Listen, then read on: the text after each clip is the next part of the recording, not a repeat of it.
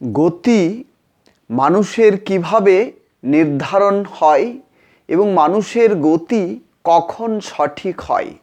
তাহলে মানুষ তার গতি তখনই সঠিক করতে পারবে যখন প্রত্যেকটা ক্ষেত্রে তার যে গুণ সেই গুণ পর্যন্ত সে পৌঁছতে পারবে।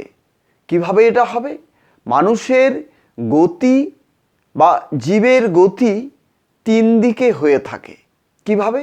জীব প্রাকৃত লোকে গমন করতে পারে, চৈতন্য লোকে গমন করতে পারে এবং আনন্দ লোকে গমন করতে পারে।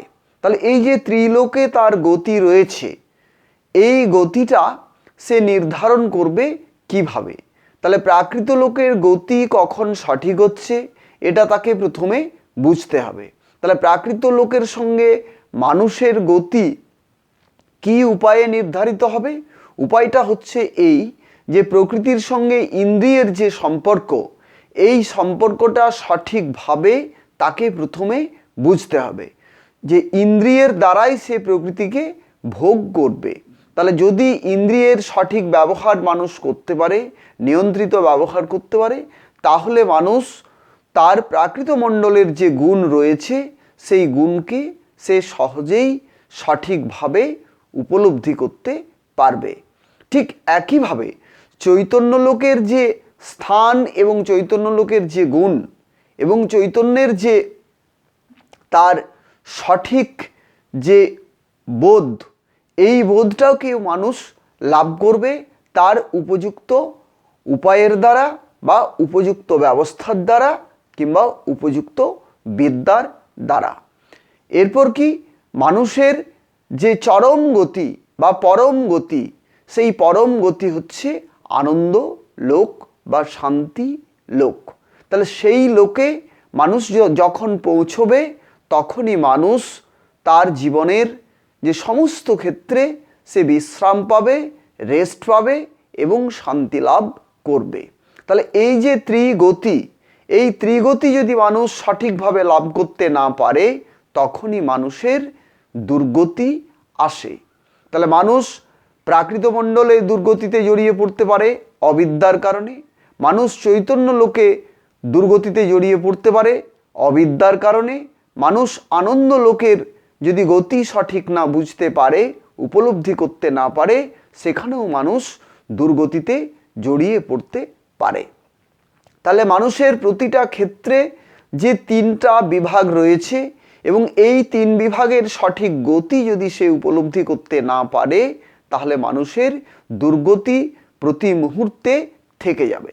তাহলে প্রাকৃত লোকের নাম, স্থান, গুণ এই ত্রিগতি, চৈতন্য লোকেরও ঠিক একইভাবে নাম, স্থান, গুণ এই ত্রিগতি এবং আনন্দ লোকেও নাম, স্থান, গুণ এই ত্রিগতি রয়েছে।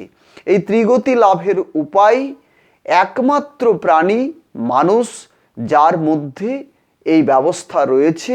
মানুষ যদি উপযুক্ত শিক্ষা লাভ করতে পারে, মানুষ যদি উপযুক্ত বিদ্যার আশ্রয় নিতে পারে, তবেই মানুষ এই ত্রিক্ষেত্রের বা এই ত্রিসত্যের বা এই ত্রিলোকের ত্রিগতি মানুষ উপলব্ধি করতে পারবে।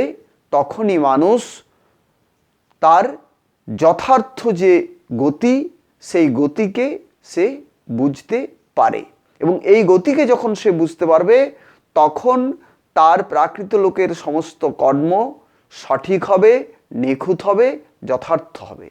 আত্মলোকের কর্ম তার যথার্থ হবে, সঠিক হবে। ঠিক একইভাবে পরমাত্ম লোকের কর্মও তার সঠিক হবে এবং যথার্থ হবে। তাহলে মানুষের সমস্ত গতি নির্ধারিত হয় সুবিদ্যার দ্বারা, সুসংলগ্ন বিদ্যার দ্বারা। যদি এই বিদ্যা মানুষ লাভ করতে না পারে তাহলে মানুষের পক্ষে দুর্গতি এড়ানো বা দুর্গতিকে উপেক্ষা করে চলা মুশকিল।